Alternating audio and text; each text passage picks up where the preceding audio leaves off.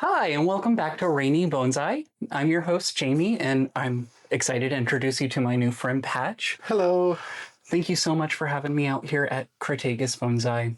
Been really awesome getting to work with you for a couple days. Would you mind introducing yourself and this awesome tree we'll be working on to the audience? Of course, yeah. Thank you for coming out. It's a pleasure having you here. I'm Patch Clark. I'm the apprentice here at Crataegus Bonsai, working with Michael Hagedorn. And today we're going to be doing some foliar cleanup and a little pad reset on this spectacular yellow cedar. So, Patch, how long have you been doing bonsai? Oh, I've been practicing bonsai for 7 years now. I started while working for a local retail nursery. That was my first exposure. It was actually some really low-end trees. But they were fascinating nonetheless. I thought it was incredible that containerized plants could live for so long. Yeah. And I got the bug really quickly. My first year, I went from 0 to 300. My first year, I went from 0 to about 300 plants. Oh, wow. Um, That is an impressive number. How many of those were propagations? None of them at the time. I was only collecting material that couldn't be sold at our nursery if it had damage or a client had returned it. Gotcha. Uh, That's exciting. kind of started as a bit of a dumpster rescue situation for me. Reviving plants was a really big part of it for me. Of course. Um, I bet that was kind of or really rewarding getting to breathe some life back into things. yeah, certainly. I'm a very cautious and slow learner. I spent my first year accumulating plants, learning fertilizing timing, how to water, and I didn't really do any bonsai work in terms of pruning or styling. Mm-hmm. I just wanted to know how to keep them alive. Of course. Start with the basics. Yeah. And I very quickly realized that I had 300 really mediocre plants. Mm-hmm.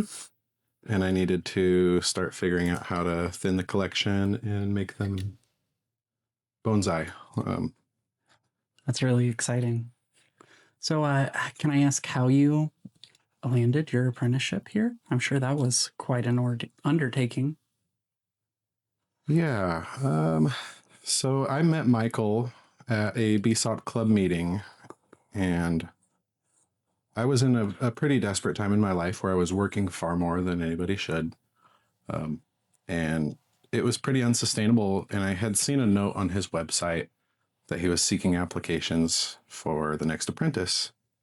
So I just approached him after the meeting and said, "Hey, is this still something you're seeking, or is this just an old website note?"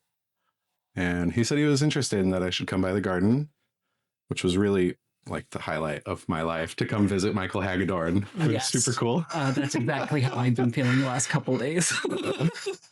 Sorry, please go on. Yeah, of course. So I came out here, and I guess I made a good enough impression to be okay to be a volunteer in the garden.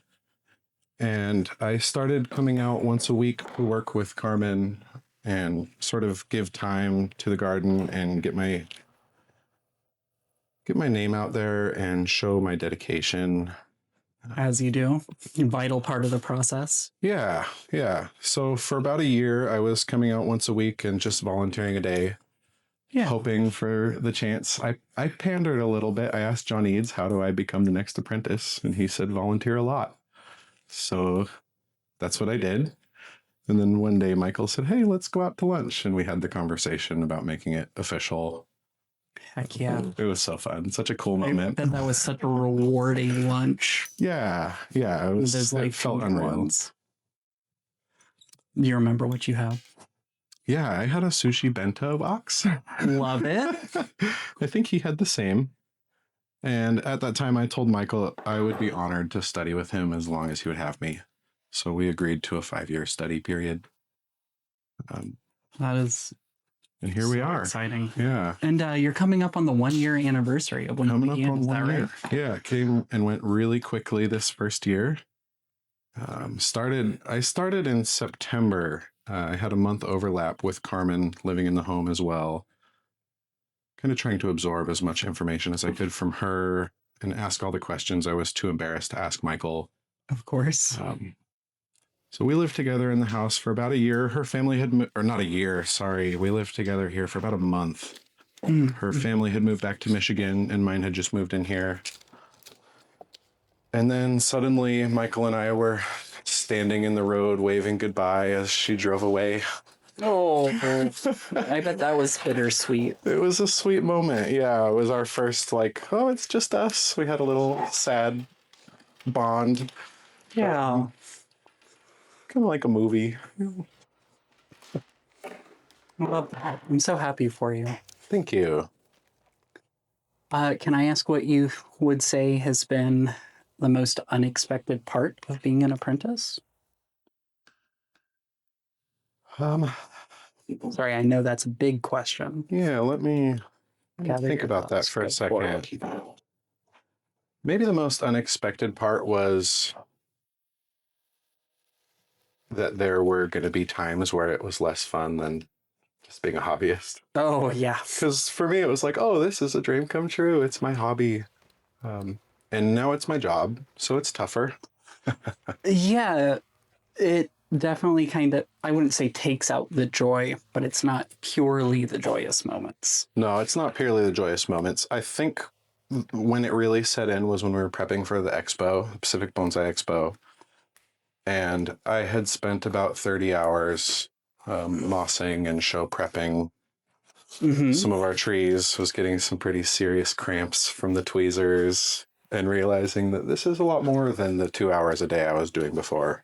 There's a lot of things about the apprenticeship that seem obvious and they get talked about, but until you're living it, you don't really know what it's like at the professional level. Yeah. I had always heard that watering was the hardest thing, and now I understand why.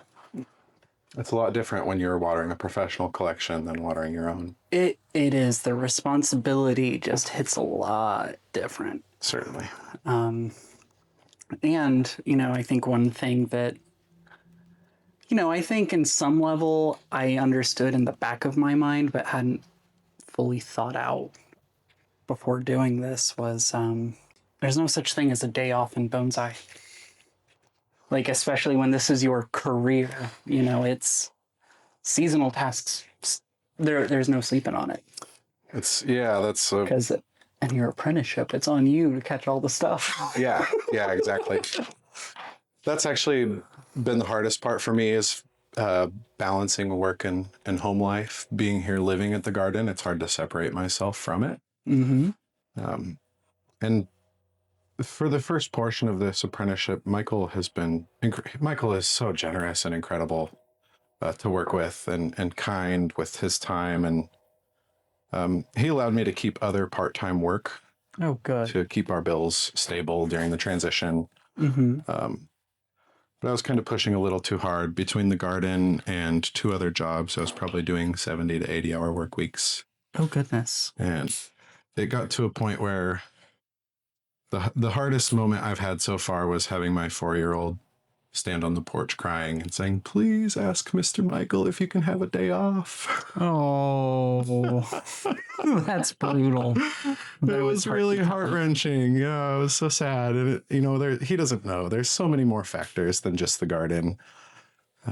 But I refuse to let the quality slip here. And we do get days off. Michael doesn't make me work every single day. I get the weekends. Oh, good for you. Occasionally I'll choose to work on them because there's just a long list. Yep.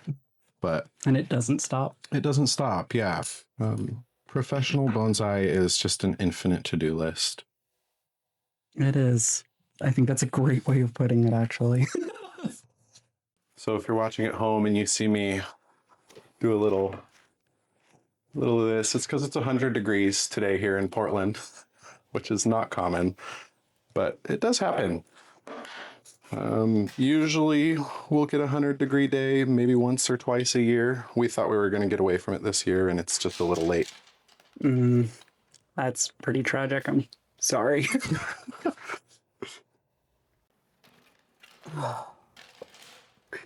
So, Patch, can I ask if you have a favorite species of tree to work with?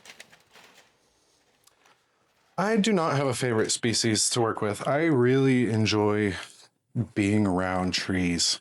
A lot of the reason I got into bonsai was because I've always wanted land with trees on it, and that seemed like it was a further and further reach for my position. To get forested land is really difficult, especially here in the Northwest where everybody wants forested land.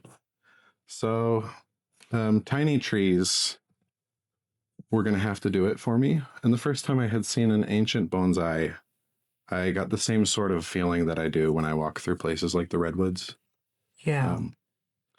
So I don't have a favorite species. For me, it's about being with the plants. Some people might call me a little woo-woo in terms of my relationship with these plants, but I think when I'm working with them, to me, it feels like we're sharing the same breath. Yeah, I love that. So no, I don't have a favorite species. I have a few I don't like to work with because they're really pokey. Like what? Um, some of our spruces are a little sharp. Oh, boo. They're it wouldn't be so bad if they weren't sharp, but I think I have an allergy to them. So the last spruce I was working on, my arms were just covered in hives. That's actually surprisingly common. It's one thing I've really noticed in Colorado is lots of people have to wear gloves when they're working with spruce so that they don't get like a reaction. Oh, interesting. I have a hard time wearing gloves unless I absolutely have to. Carmen suggested with some of the trees maybe putting like Vaseline on your arms, and that did help. But then you're slimy and doing bonsai, which is also a struggle. Yes.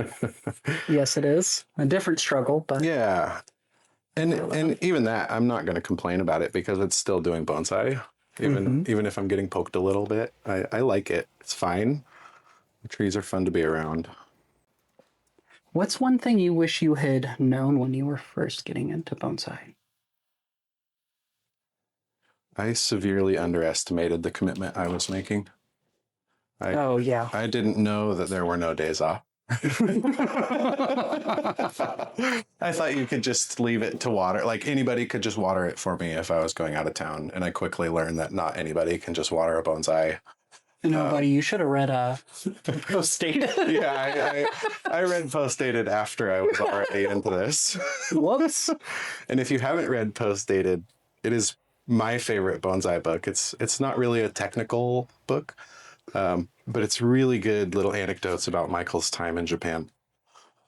Yeah, and it's one of my favorites as well. It actually helped set me on this path. So Cool. nice to hear that I did not know that.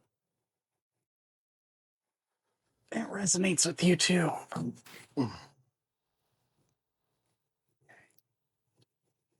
Gotcha. Bigger, wider. When in doubt, go one gauge larger. Yeah. It helps that I haven't really worked with cedar before, much less yellow cedar. But in my head, I'm kind of just following my juniper rules here. I think that's pretty fair. Yellow cedar is really enjoyable to work on. It's very soft. It's very flexible. If you've worked with Hinoki cypress, it's somewhat similar. We did a pinch on this tree's foliage a little late this year, but it rebounded really nicely and has some beautiful growth on it. So this pad resetting we're doing now is the third time it's been done.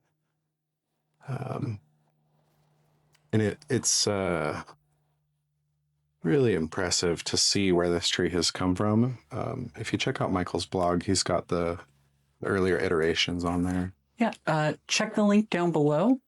We'll have a link to the history of this tree. Just a quick break while we reset. If you want early access to these interviews and other projects, you can check the link below to Patreon. It really helps me keep these videos going. Thanks so much for your support. I want to speak to one of the fun little bits of getting to revisit a tree that's already been styled. is trying to work with the existing wire, but still follow our rules when getting it off. Because it Tricky. can be challenging. Yeah. Anytime you're working around wire that someone else put on, it's almost like you have to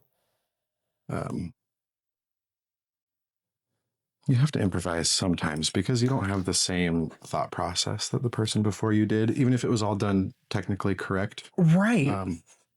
Or It's almost like an artist's signature in bonsai, the way wire goes on. Yeah. And so you kind of get to learn a little bit about the person that did it and the way they approach.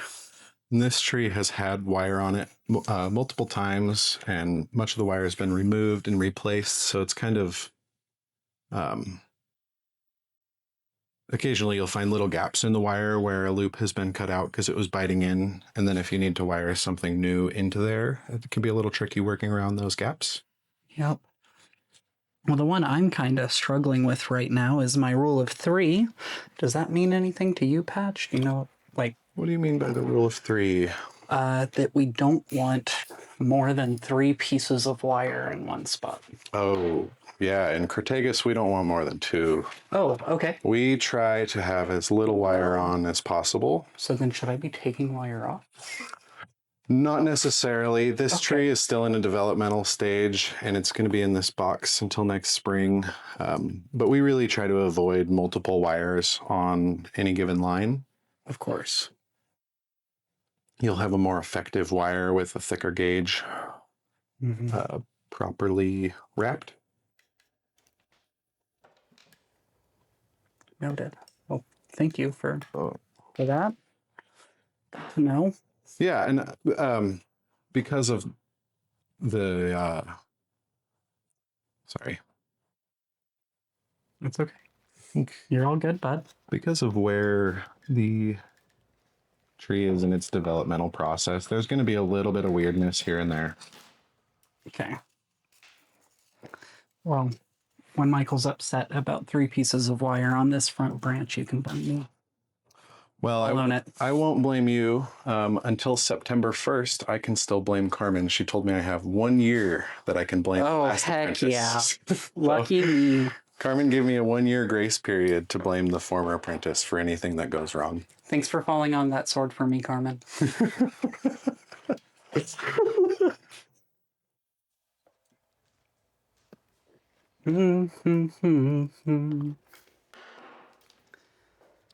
So for the last year, Carmen's been using too much wire, and Right. This she watered the pines a little too much. poor girl. She should know better. Oh, I'm kidding. I love Carmen. Yeah, I'm picking.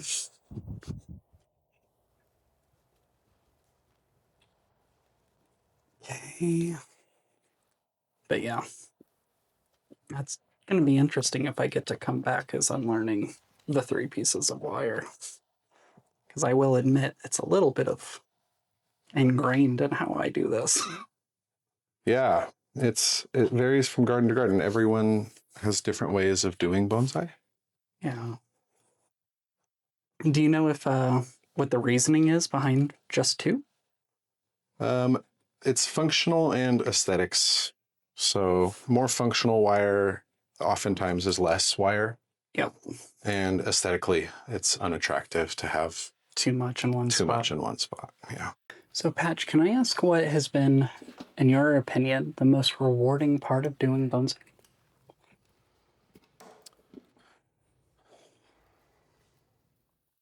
Sorry, I know it's a loaded question. No, that's big. It is a little bit of a loaded question, but for me, bonsai is such an intimate thing. This, in 2017, I lost my father. Oh. And bonsai is kind of what carried me through that grief. Learning to slow down and be present and breathe again Yeah. when I didn't think I could Mm-hmm. was probably the most rewarding for me. Yeah. Learning how to recenter in my new reality was really important. And beyond that, I am I really love seeing incremental change, not necessarily just with plants, but just in general. I think change is the only guarantee in life. And when it's incremental, it's easy to track. Sudden change is really hard, This is true. or can be really hard. But incremental change where you are causing and affecting and directly impacting another life for the better and for development and for something positive really brings a lot to me. Yeah. So I think it's just the relationship with the plants and kind of being able to be That centered is again. very beautiful. Thank you, Patch. And I'm glad you spoke to the intimacy of bonsai, because I think that's one thing that I didn't appreciate before beginning my training.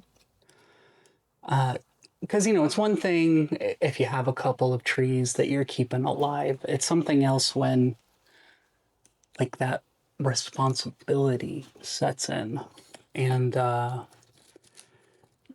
you're putting your hands on the pot 4 times a day, checking for water, Yeah. checking the health. Like, it really is intimate, the relationship we end up developing with the trees. And the longer you've been working with any given tree, the more intimate it becomes. And, I am sorry to hear about your dad, but I'm glad Bonsai's provided you an outlet to center yourself. Thank you. I hope that's not too raw. I don't think so. I actually I'm going to have you weigh in on one of my personal theories, which is that people who are really drawn to bonsai have some sort of profound sadness they're coping with. Yeah, profound sadness. That's interesting. Well, I think sadness is a very normal part of the human experience that a lot of people try to avoid. And it's pretty common for it to be expressed through art because it's hard for us to talk about our sadness. Mm-hmm. So maybe not trying to speak to the experiences of other people. No, of course For not. all I know, most bonsai practitioners are just happy-go-lucky all the time and don't have any problems in their lives. But in my experience, everybody faces adversity. Everybody has some level of sadness within them. And this is a really easy place to let go of that. So maybe it does attract a certain type of person. But maybe not. I don't know. That's a tricky question. The bonsai community is the only community that I've ever felt wholly welcomed into for being who I am, regardless of where I was in my life. Yeah. Everybody I've interacted with in bonsai has been kind and helpful, which is not common in any other part of the world. It's like oftentimes with sports, the competition overwhelms the camaraderie. And with bonsai, that doesn't happen. No, and you would really think it would, but there really is a lot of respect and trust that the community is willing to give out. It's always nerve-wracking with this much deadwood because you got to be very careful. Yeah, that's and just thread through what's there. That's something I had never experienced before until coming to Michael's garden. Oh. In my own amateur practice, my oldest tree was maybe 30 years old. So to come here where the youngest branch was 30 years old, right, was a bit of an adjustment. The deadwood is incredible. And as a hobby practitioner, I didn't really know that we don't touch the trunk of the tree. I was often holding my tree by the trunk while I was repotting, creating decades of damage. Yep, the tasty stuff. Yeah. Have you gotten good at creative stabilization? Does that... I think so. What I'm talking about? You use your chin to hold a branch right here so you can have your hands. Yeah. So in a past life, I was a juggler. Oh, were you? Not professionally, but I did juggle a lot. I was also in cheer, so that kind of level of flexibility has helped in bonsai. I'm sure it has. But you got some dexterous fingers. Yeah, they're big, but they're capable. That's the spirit. So you might have just as much, if not more, wiring experience than I do. We don't sugarcoat in this garden. We will be delicate in how we communicate ideas with students, but we've had times where students have been practicing for years and will have to sit down and start with a wire demo because for years they may have been doing it not necessarily the most efficiently. Yeah. So Yeah, and that's, I think, a nice way of putting. And honestly, I might not even be doing it the most efficiently, but I have gotten to endlessly grind it out. yeah. And that's, I think, the hard part is just getting the repetitions in. I think I've fully wired with copper, maybe 4 trees. Oh, Yeah. Very minimal. maybe so four. far. Wow. Yeah, very minimal. You know, I feel like I don't get to do a lot, but I've definitely done more than 4. Yeah. Well, when I got here, all the trees were in incredible condition, and a lot of them already had nice wire. Carmen was really grinding in her last year. Good. She was just blasting through projects at the highest level incredibly efficiently. Her wiring got really fast. And I think in the last month, she probably did, somewhere between 14 and 20 major projects. Oh, wow. Yeah. Good for her. Just really testing herself to make sure that she felt secure in the knowledge she had gained. And what I was seeing was someone incredibly secure in the knowledge they had gained here. It was really a cool experience. I'm sure it was. So what was it like getting to have that month of overlap with Carmen? I'm sure was it a bit of a senpai dynamic developing between you guys? I think so. Yeah, this is a big family here at Crataegus. We hit it off very quickly, Carmen and I. We have some similar interests and some similar worldviews.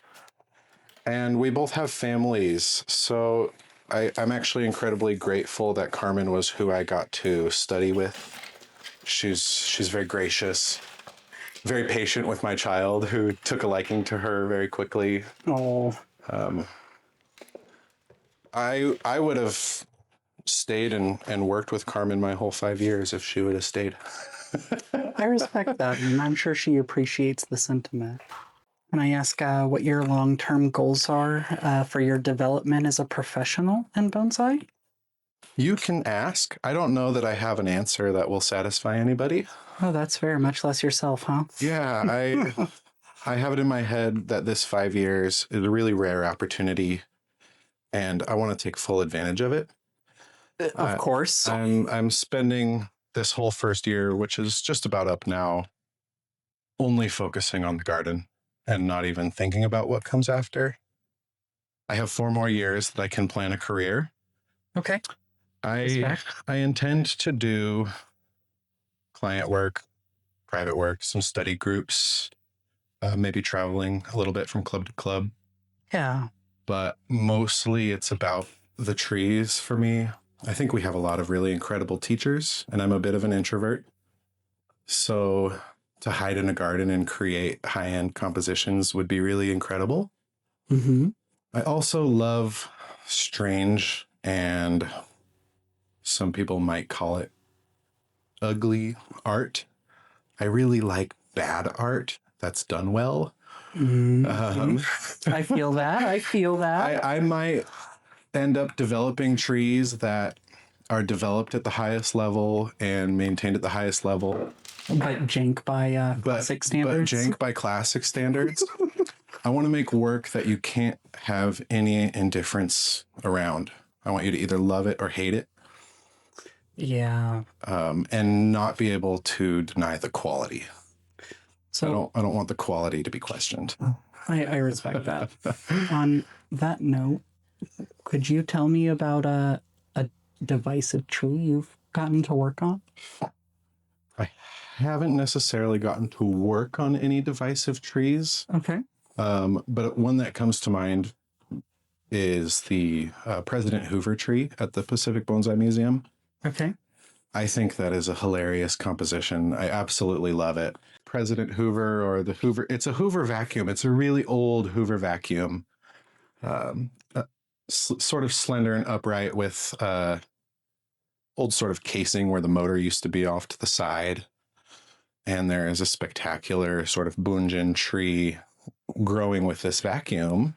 Oh, And okay. it's just offbeat. And that wraps up part 1 of my interview with Patch Clark, apprentice at Crataegus Bonsai. Working on that yellow cedar together was such a great window into their approach, their energy, and the craft that they are developing day by day.